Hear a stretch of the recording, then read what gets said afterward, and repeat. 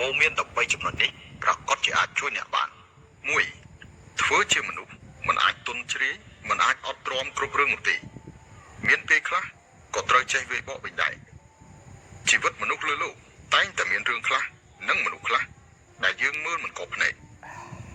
បើសិនជាអ្នកដទៃចេះតែធ្វើបាបអ្នកហើយខ្លួនឯងមិនចេះវាយបកវិញនោះគេនឹងធ្វើបាបអ្នករហូតចំពោះមនុស្សដែលចូលចិត្តធ្វើបាបអ្នកទន់ខ្សោយឲ្យតែអ្នកតបតគាត់វិញតែម្ដងលើកក្រោយគាត់លែងហ៊ានទៀតហើយ2មនុស្សមិនចុះសម្រងគ្នាធ្វើល្អធម្មតានៅតែមុខបានហើយ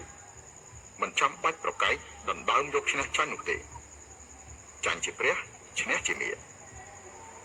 3ត្រូវទុកសន្លឹកអាត់ចុងក្រោយឲ្យខ្លួនឯងជានិច្ចធ្វើឲ្យខ្លួនឯងនៅរក្សាតម្លៃបានរហូតទើបអ្នកមិនត្រូវបានគេទាត់ចោល4មិនចាំបាច់ហៅមនុស្សទាំងអស់ថាជាបងប្អូននៅក្នុងឆាកជីវិតមនុស្ស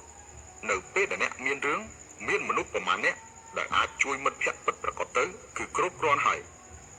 5ត្រូវធ្វើទំនាក់ទំនងជាមួយមនុស្សពូកែនិងមនុស្សមានសមត្ថភាពឲ្យច្រើនដោយពាក្យថាតាម10លានរកបាន1លានតាម1លានរកបាន10លាន6ធម្មតាត្រូវតែថែទាំសុខភាពឲ្យបានល្អកុំឲ្យចាំដល់ពេលដែលលុយខំរកបានជាងពាក់កណ្ដាលជីវិតយកទៅចាយនៅមន្ទីរពេទ្យទើបដឹងខ្លួនថាស្រ័យក្រោយនោះអ្វីៗទាំងអស់នឹងពុះវាហើយ7សម្ដីគ្មានប្រយោជន៍ព្យាយាមនិយាយអតិចបើសិនជាត្រូវហាមាត់និយាយគឺត្រូវធ្វើឲ្យអ្នកដទៃស្រួលស្ដាប់ត្រូវតែចងចាំថានិយាយច្រើនខុសច្រើន8ទំនាក់ទំនងសង្គមគឺជាការប្រើប្រាស់គ្នាទៅវិញទៅមកខ្ញុំមានរឿងទៅរកអ្នកមកជួយគេមានរឿងអ្នកក៏ទៅជួយគ្នាដែរ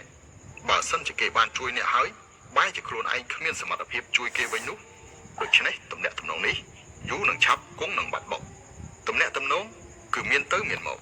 មានតម្លៃចំពោះគ្នាទៅវិញទៅមកទើបអាចរក្សាបានយូរអង្វែង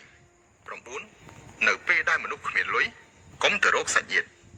រឹតតែមិនត្រូវទៅរកប្រភេទរង្វង់មិត្តភក្តិដែលគ្មានន័យទាំងនោះនៅពេលដែលគ្មានលុយត្រូវខិតខំរកលុយកុំឈប់របស់គ្រប់យ៉ាងជាទូទៅត្រូវបានបង្កើតឡើងនៅពេលដែលអ្នកមានលុយខ្លួនឯង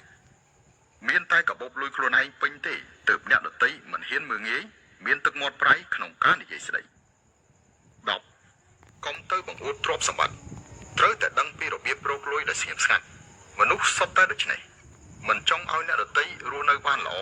រឹតតែមិនចង់ឲ្យអ្នកដទៃរស់នៅបានល្អជាងខ្លួនឡើយ11កុំចេះតែធ្វើជាមនុស្សស្លូតត្រង់គ្រប់ពេលពេកមនុស្សស្លូតត្រង់គឺងាយនឹងខាតបង់ណាស់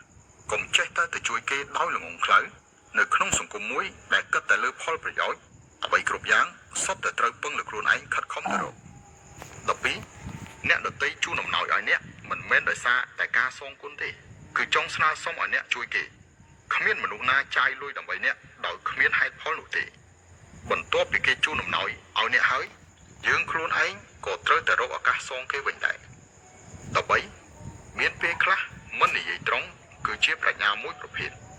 ឲ្យអ្នកដទៃចុះមួយជំហានទើបគាត់ចេះដឹងគុណអ្នករឹតតែអាចទទួលបានផលដែលមិនរំពឹងទុក